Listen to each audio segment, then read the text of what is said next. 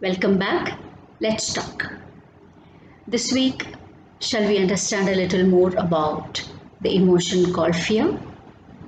All of us undergo fear, right? So, in the previous weeks, we saw how fear is just like it's just an emotion like anger or sadness or happiness. And we also saw what kind of changes that happen in our bodies when we experience fear. Actually, anxiety and fear go hand to hand. They're like sisters.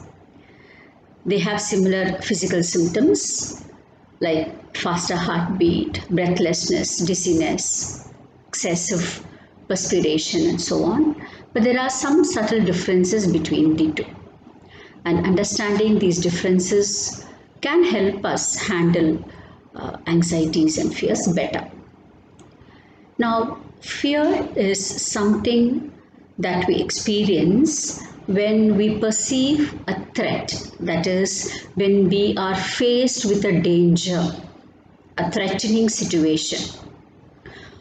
For example, if we see a snake at close quarters or a car or any vehicle rushing towards us at a great speed, or suddenly we hear a very loud noise close to us, or someone threatens us with bodily harm, say shows us a knife or something. In all these situations, our responses could be three ways. One, we would either try to run away from the threat, from the danger, or we would stand our ground and attempt to face the threat, fight it. Or more often, we would also just freeze. We'll be unable to react, right? So these are called the flight, fight, or freeze responses, which are very essential for our survival. They're automatic.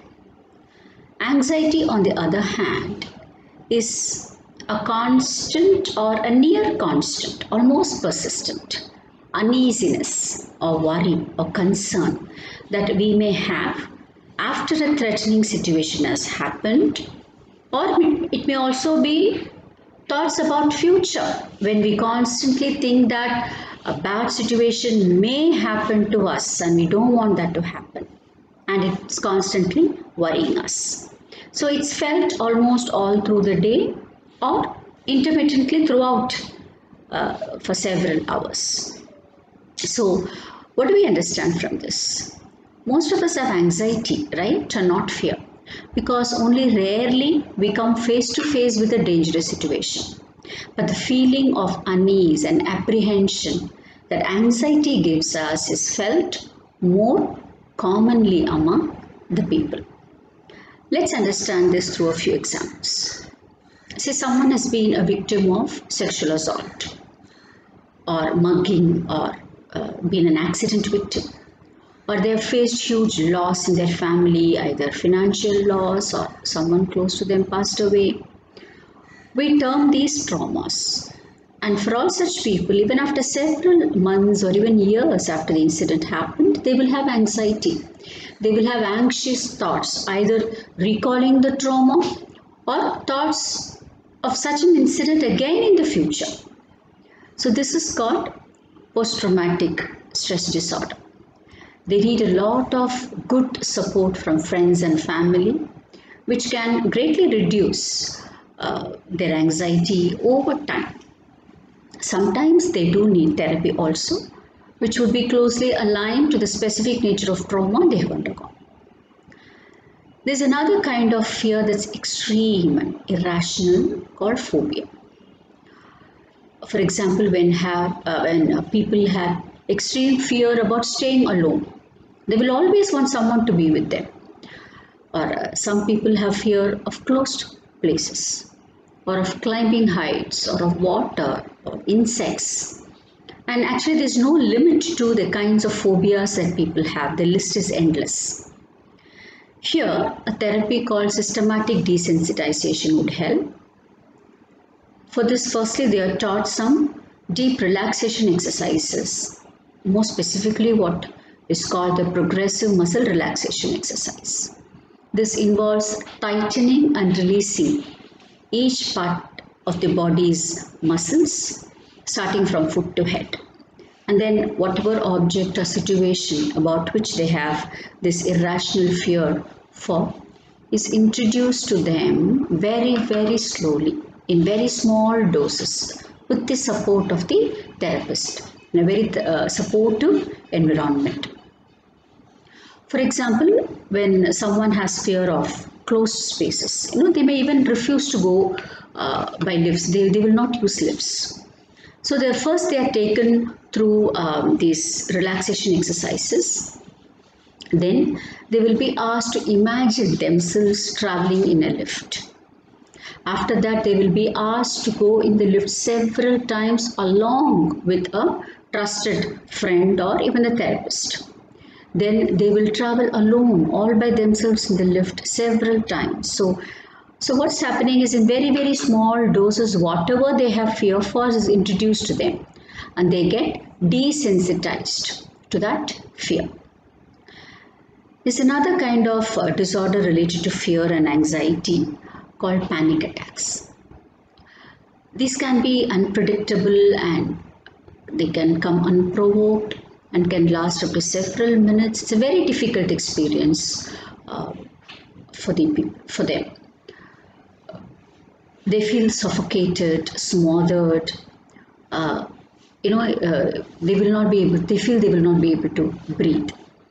They experience dizziness, faintness, palpitations, nausea, choking sensation, and so on. And they would believe that they are dying or they are going to die, or that they are going crazy, or they are losing control of their self. It's a very, very painful experience.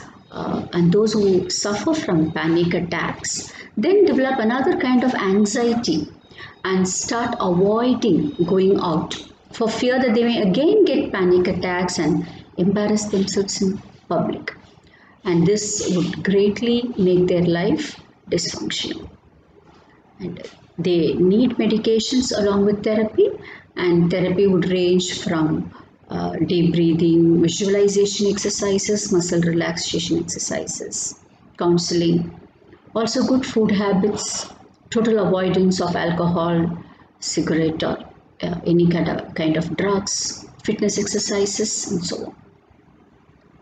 There's another kind of anxiety disorder called generalized anxiety disorder, where there is persistent and excessive worry about a variety of things, like maybe money matters, one's own health or the health of the family members, other issues with work or the family. Why do some people develop this generalized anxiety disorder? It may even run in the family, it may be genetic. So there is a family history also. Or they would have been exposed to prolonged and excessive stress. And here again, therapy along with medications wherever needed would be helpful. So we just saw some kinds of fears and anxieties people suffer from, which are at a level of disorders, where even their day-to-day life becomes dysfunctional. They are not able to carry on with their day-to-day affairs. However, if you see around us, many of us would be having some kind of mild anxiety. So even though it is not like a disorder, there is a mild worry most of the days. In fact, very few don't have some sort of mild anxiety. For some, it may be related to their job, fear of losing job or fear of poverty. For some, it may be fear of loneliness, abandonment, losing someone close to them. For some others, it may be related to death, dependency, physically being dependent on someone, and so on. Shall we try to understand more about these fears and anxieties next week and how to handle them?